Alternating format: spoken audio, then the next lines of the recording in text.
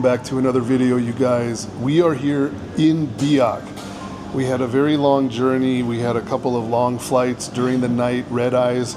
We got here and we went to the hotel, ate some food, and had to get some sleep.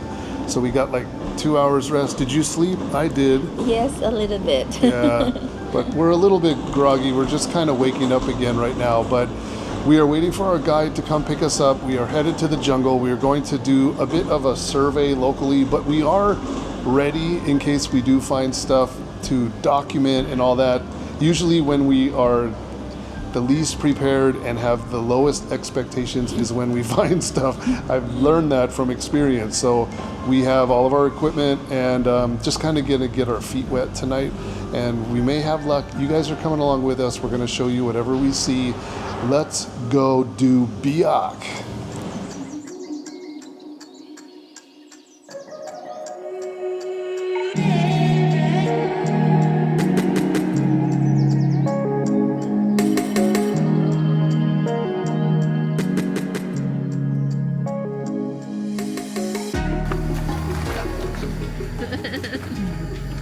Good to see you. You guys, this is Roy. You might have recognized him from our Tambrau videos. So he is going to accompany us tonight. We're going to go look for snakes. This guy is a good hunter. So, all right, very good, very good. Hello. Hello. Nice to meet you. Hi. Nice to meet you. It's a gift. Thank you. Sure. Hi, Roy. Nice to see you again.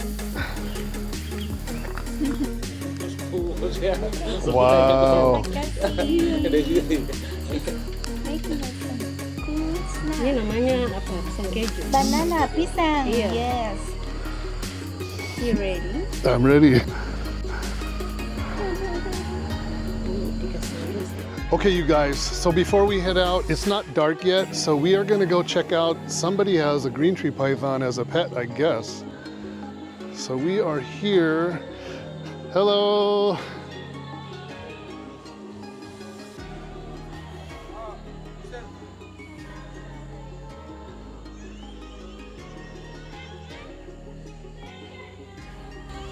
I just say hi to them. I said, son, my story.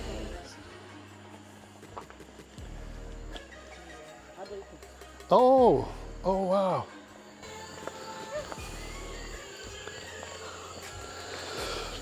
So I think they put it on the tree for us. Let's see how bitey wild biaks are. Green tree pythons are gonna hatch out yellow or red color, and they go through what's called an ontogenetic color change. Green is obviously usually the final dominant color, and the process can vary by locality as to what age it starts and how fast or slow the changes take place.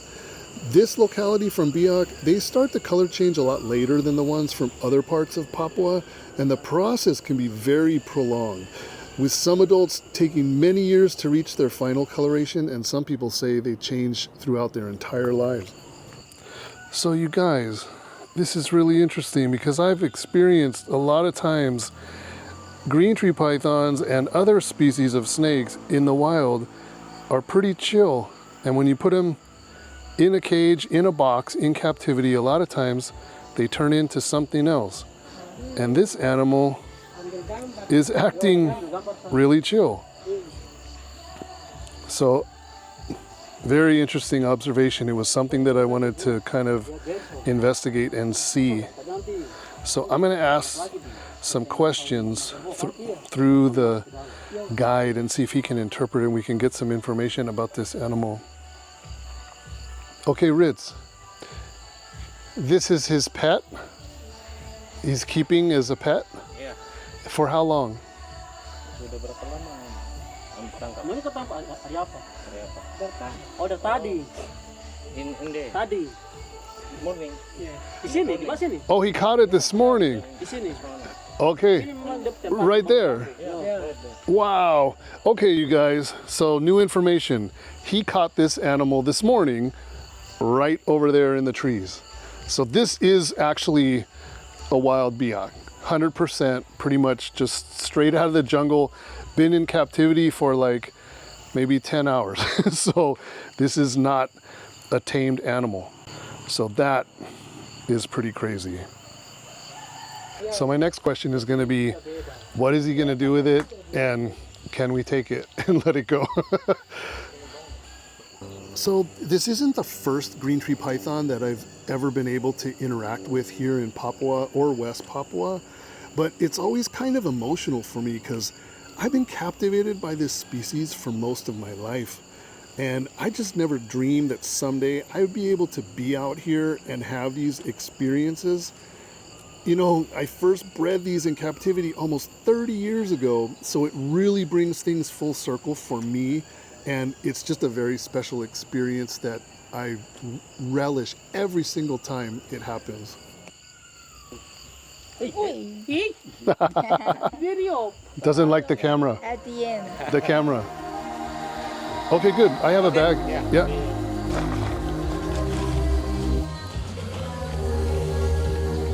So you are getting inside the car with the snake. in I your am. hand. It's his lucky day. My goodness. Oh. Zip. Yeah. You even have the exotics bag. Oh, I do, don't I? My goodness, you fit there perfectly. Lucky day for you, snake. Yes.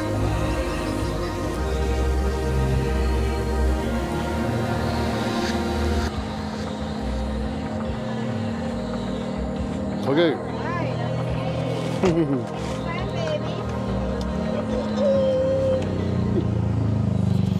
Okay, you guys, we are about 2 hours to the east of Biak City, and we are at a very small village, very remote village called Makmak Erbo. Okay, I said it right. So I think we're gonna have good luck, you guys. We can see stars in the sky. Last night we had rain, so I have a really good feeling about this. We are headed out. We have a lot of eyes on. We have some really experienced guys with us. So anyway, we're headed out. Wish us luck.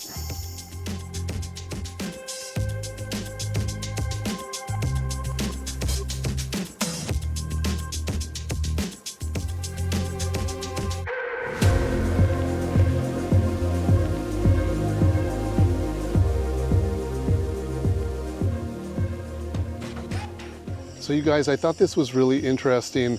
A lot of times, some of the questions are, why are Neo green tree pythons hatching out red or yellow color? And there's a lot of different theories out there, but I just stumbled onto this tree and my heart just about stopped because I thought I was approaching a tree that was full of red baby green tree pythons hanging from it. Really caught my eye, and wow, that is really interesting that if the green tree pythons hatching out red are a mimic for whatever this fruit is that's growing off this tree. I've never seen this before in any other areas in Papua. I haven't been all over Papua, so I couldn't tell you, but it's just really interesting. And the size, that's my hand for reference. So you're talking like red Neo diameter, like perfectly. So, wow, that really tripped me out. And I noticed that this one over here has been chewed up by something, maybe a bat or some kind of insect or bird or something, but apparently it's edible. What we're walking on here is like limestone, karst, or coral, kind of mixed with like wood and deteriorating leaves and that sort of stuff. Lots of ferns. It did rain when we first got out here, but the rain luckily has stopped, so I can actually pull my camera out. But just to give you guys a look at some of the environment, it's so perfect. It is really nice. It's not real hot.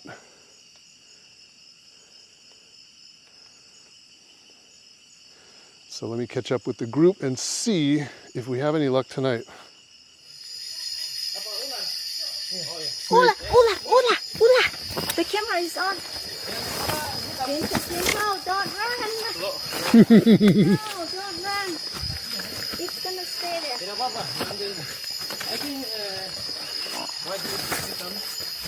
Oh, white-lip python.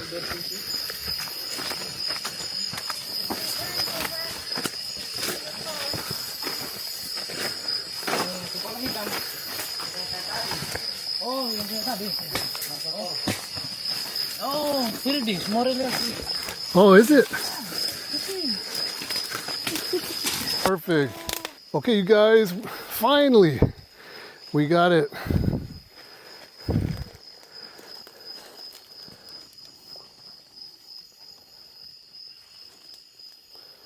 So that is from a red neonate. You can tell by the white diamonds on the back that this animal started as a red color baby. So we're gonna do some measurements, try to get some data. I'm a little bit out of breath because when they yelled that there was a snake, I kind of hoofed it up the trail. So I have a few items in my bag. I'm gonna take humidity, temperature, and yeah, let's get to it. Okay, this bag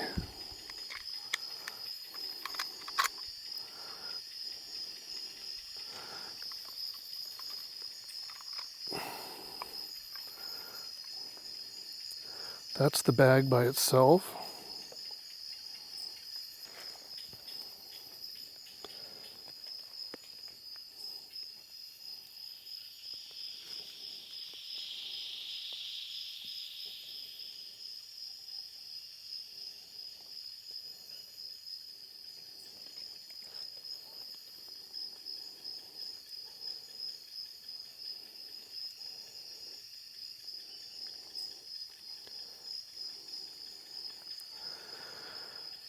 Okay, you guys, Biak green tree python in the wild, and it's not crazy.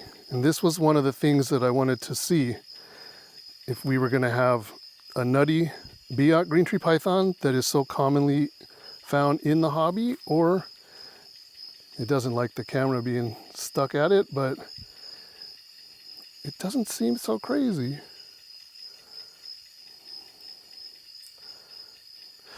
Okay, so I'm going to put it in the bag and get a weight.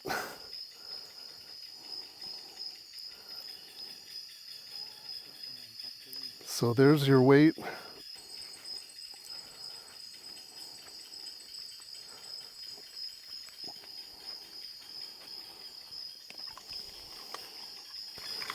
And the last thing I'm going to do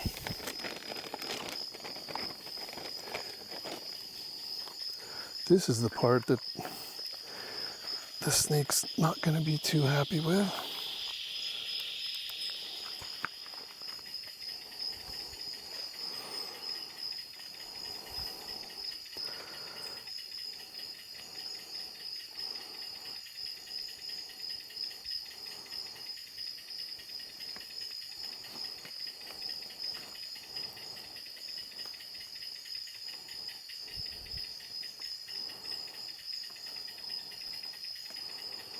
Okay, this is obviously a male. And that, what's that? That is a leech. So that'll be fun. But the things that you go through to get these experiences. So here it is again, you guys, unhappy camper. I'll take a look again at the gauge here. We're at 87.5, maybe 88% humidity, and the temperature is 26.9 Celsius. And there you have it. There's some data for you from Biak. Awesome, awesome. Okay, you guys, that is it. Our first wild Biak green tree python headed back into the wild. Awesome, awesome.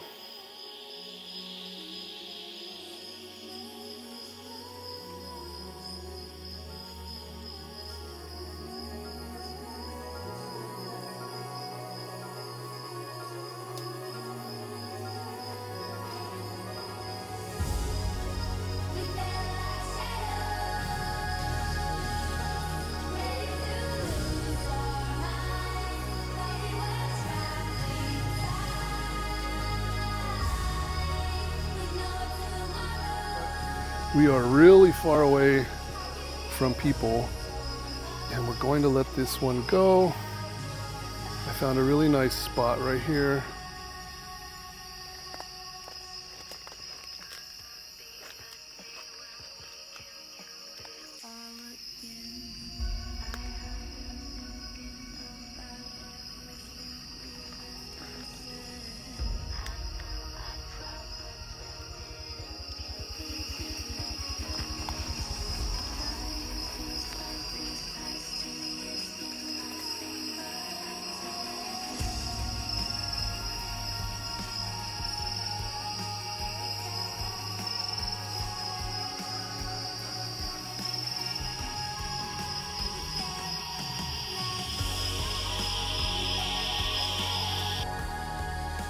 Okay, you guys, I don't know if you'll be able to see this at this distance, but there is a very large green tree python up in this tree to the point where it is easily visible, at least to us.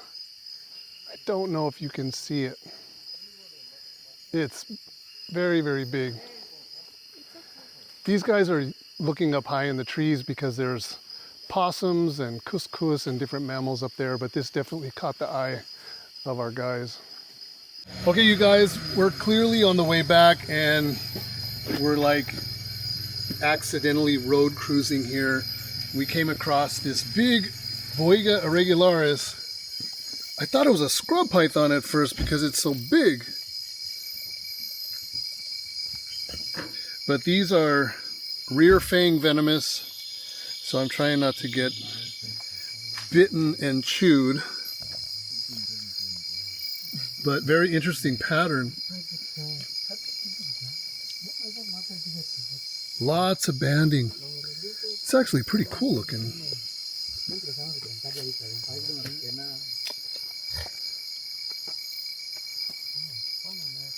It's starting to calm down now.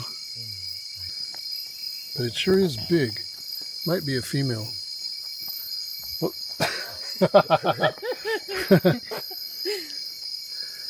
but really cool looking.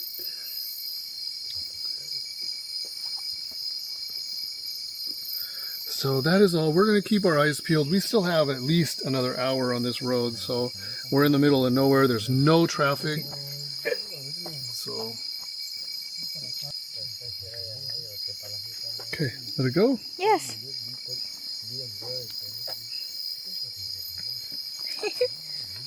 Do you want to touch it? Bye. Look at our audience. Good morning to you guys from Biak. Today, Apple and I, we are going to be doing a sightseeing day of the island. This location, along with so many others, has a lot of World War II history. There are lots of areas with American and Japanese artifacts, leftovers from the war. Currently, we are at Goa Jepang Biak. So clearly our first stop here is going to be lots of Japanese related artifacts. So we're going to show you guys what we see. I see a bunch of bombs and different things here. So we're going to be going around in a loop and we'll show you guys what we see. Let's go get it. MacArthur ya, dia punya rute improvisasi pasukan tentara sekutu sampai masuk ke sini.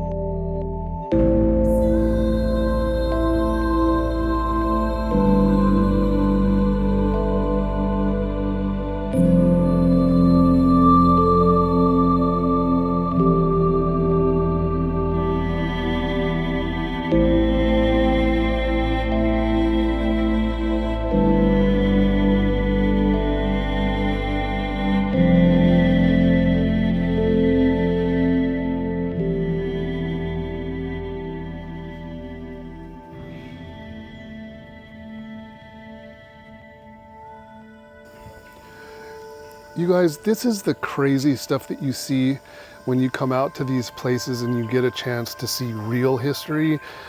This is the wreckage from a kamikaze pilot, a Japanese kamikaze. I don't know what the target was. I'm gonna assume that it probably crashed into a ship, but like these are just this is the wreckage from an actual kamikaze plane. That's insane. That's incredible. You can see all the damage and everything. Japanese insignia. Wow.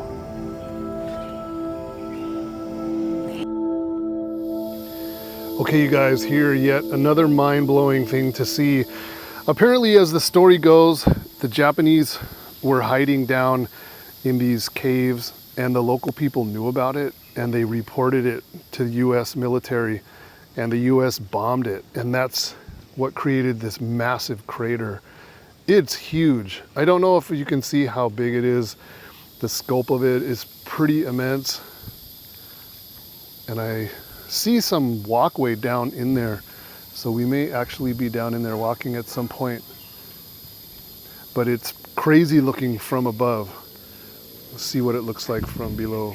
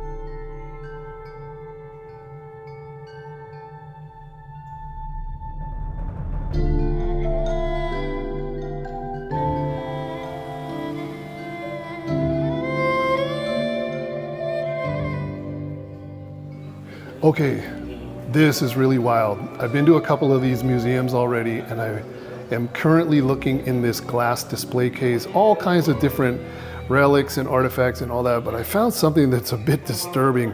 Straight out of the movies, these here are teeth. And every one of those teeth has either a gold or a silver crown. So I'm going to assume that those were pulled out of dead bodies and pocketed for their value. Probably whatever soldiers pulled those teeth out of another dead soldier's mouth, probably the opposing side. Wow. Stuff you only see in the movies, but that's crazy.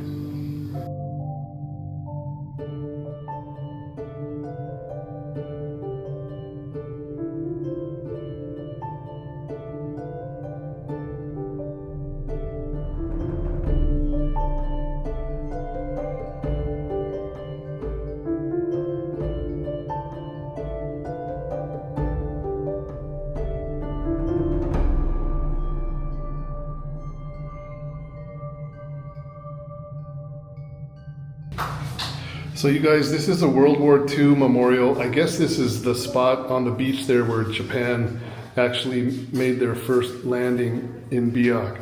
And these are all the remains of some soldiers. I don't know exactly who they were or maybe what rank they held, but it appears that there's probably remains in these boxes, and then they have wreaths and different memorials and photos and things.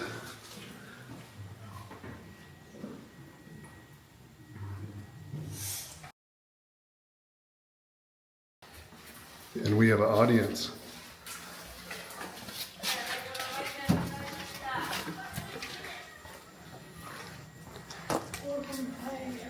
And we're directly adjacent to the beach, which is there.